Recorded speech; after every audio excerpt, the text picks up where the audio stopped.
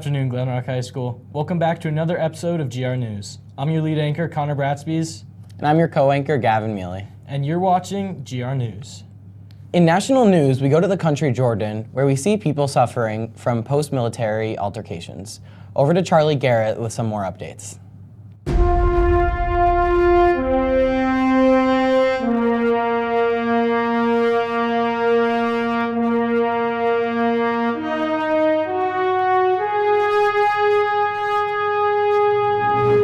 Tragic story out of Jordan as 3 U.S. soldiers were killed and more than 40 service members were injured in drone attacks overnight on a small U.S. outpost. Officials said the drone was fired by Iran-backed militants that appeared to come from the Syria area. This after decades of conflict in the Middle East. With many in critical condition, the president has reported a several-week-long bombing campaign throughout that region. The first of many occurred last week when the United States and other allies in the region struck more than 85 Iranian targets and 125 missiles. President Biden released a statement from Dover Air Force Base regarding these attacks, saying, "Let all those who seek to do us harm know this. If you harm an American, we will respond." In other sad news, last week, 2 Navy SEALs were presumed dead after they went overboard off the coast of Yemen.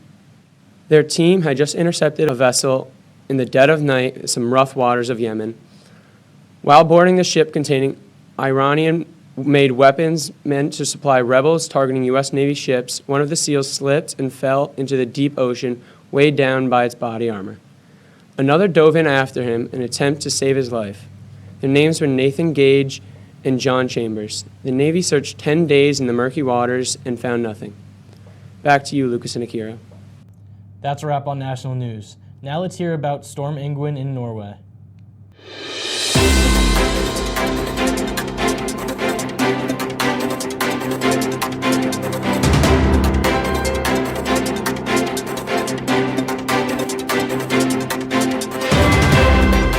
The citizens of Norway are dealing with the repercussions of Storm Ingun. This massive hurricane hit the country on February 1st. Authorities issued a red warning for the storm, the rarest and most dangerous hazard warning. Storm Ingun was the most powerful storm that the country has seen since the 1990s. Traveling was heavily urged against and many flights were canceled. Working from home was advised. The Norwegian authorities were doing all that they could to ensure everybody was staying inside during these dangerous times. Norway is one of the northernmost countries in the world, so it's no surprise that it doesn't experience the best weather. The country is prone to cold weather and frequent storms. This particular storm was devastating for the country and was a shock to many people. Some risks of the storm were heightened chances of an avalanche and winds of up to 155 miles per hour endanger the country. Many incidents have been caused due to the heavy winds. One particular case was when a bus with 14 passengers was blown off the road in Lairdale. Luckily, there were no injuries, but this hasn't been the only accident as a result of the storm. The storm was classified as a bomb cyclone, a storm when atmospheric pressure drops at least 24 millibars over a 24-hour period. These types of storms are considered some of the worst of their kind, and many precautions were advised. Ingun was a very dangerous storm that was a huge threat to this country, so if you happen to be viewing this from Norway, we hope that you kept yourself safe during these times. As we find out more, we will get the news on the storm to our community. Now back to you in the studio. I know everyone here at Glen Rock are sending our prayers to all those being affected by the storm. Even though Valentine's Day just passed, love is definitely still in the air here at Glen Rock. Let's see how our Panthers spent their Valentine's Day with their loved ones.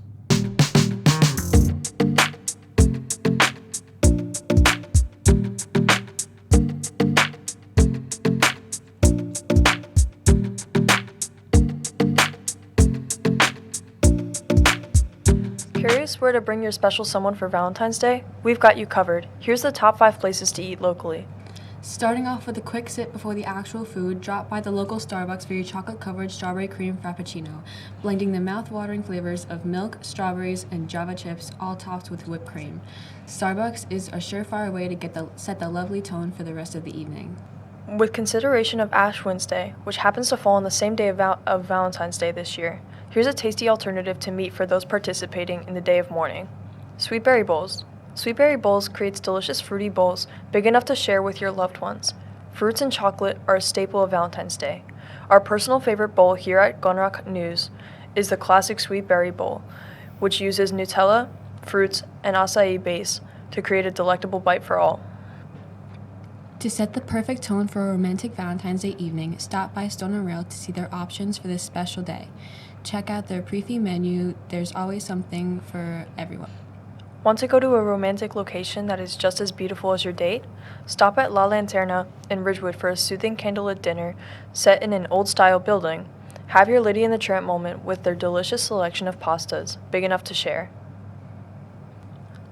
Last but certainly not least, our ultimate date location is going to be the Glenrock Inn, a staple date night in Glenrock, known for its extensive history but also delicious food. Take your partner to the back room for a private bar and dining experience. Enjoy wings and beautiful dishes waited to you by only the kindest servers. No matter what your Valentine's Day looks like, we've got you covered. Happy Valentine's Day to all. Now back to the studio. Now we head over to Henry and Anna with everything on sports.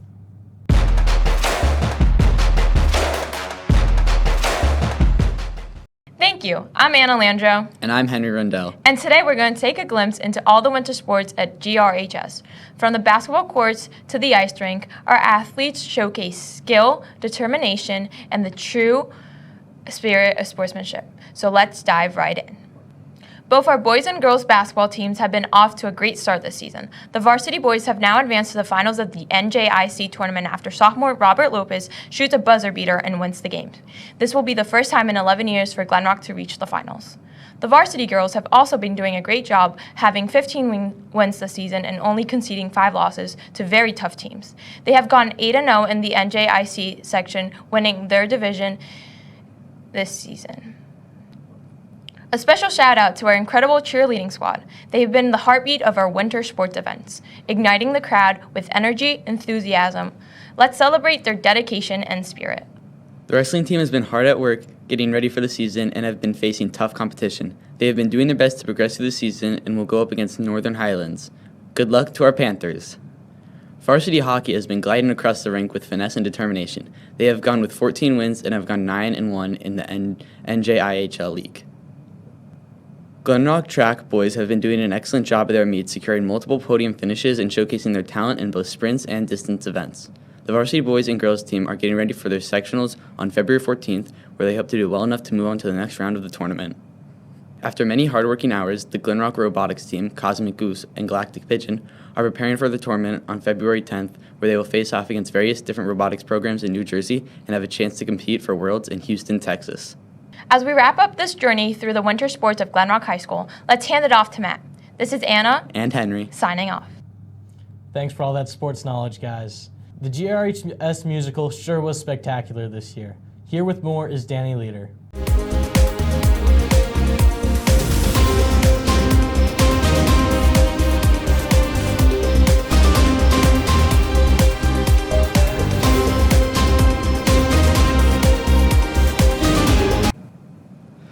Coming off of last year's successful production of Little Shop of Horrors, the GRHS Theater Company set out to wow audiences with a brand new production of the beloved Disney hit Beauty and the Beast. Bless my soul, wouldn't that be lovely? But there is, I saw her. Now, Chip, I'll not have you making up wild stories, getting everyone's hopes up for no reason. Miss Potts, there's a girl in the castle. See? I told ya, and she's real pretty too. Well, I don't know about that. Coming into the bulk of their rehearsals in January, the cast and crew was informed that the stage didn't pass inspection and needed to have major repairs completed before anyone could perform, severely restricting their ability to rehearse choreography and work out their spacing. With the directors having experience with running this particular show before, they had their share of fun working with this year's cast. The audience loved the 3 performances, with Friday's show being the first sold-out show since Beauty and the Beast 10 years prior. Now, let's talk about the Super Bowl 58 halftime show. The 8-time Grammy-winning singer, Usher, took the big stage during the Apple Music halftime show. With this year's Super Bowl being one not many across the country were hoping for, all eyes were on Usher to bring a star-studded performance to the show.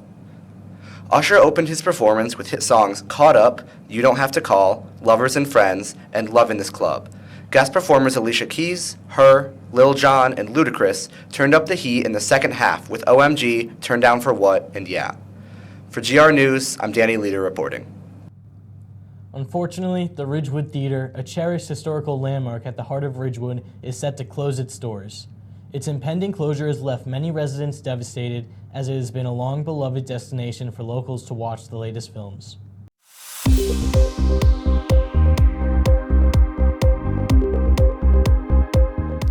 After 92 years, the local Ridgewood movie theater has shut down due to the effects of COVID. Their website stated, "While our community is saddened by the news of the closing of Warner Bowties Cinema after 90 years, a new chapter will soon be written." The owners who have bought the land plan to potentially transform the space into a performing arts venue to keep it a place of entertainment. These are some of the GRHS students' opinions on everything movies. My favorite movie theater snack is the Crunch Bites that come in the blue container. They're really good. My favorite movie theater snack is Twizzlers. My favorite is Snow Caps. My favorite movie theater snack is popcorn. The best movie that I saw in 2023 was The Society of the Snow. My favorite movie that I saw in 2023 was Barbie. My favorite movie that I saw in 2023 was Barbie. My favorite movie I saw in 2023 was Society of the Snow. I also saw Barbie, and I would rate it 7 out of 10. In 2023, I saw Barbie, and I would rate it a 1 out of 10. What do you think about the Warner Movie Theater in Ridgewood closing down? It's definitely a loss for Ridgewood as well as the entire Bergen County community, but hopefully one day we'll see the resurgence of movie theaters within our towns. Well, that's all we have for you today. Make sure you're following our social media pages at Glen Rock Media on Instagram, Facebook, and TikTok for all the latest GR News updates. That's all for now. See you next time on GR News. I'm Connor Bratsby's. And I'm Gavin Mealy. And this is GR News.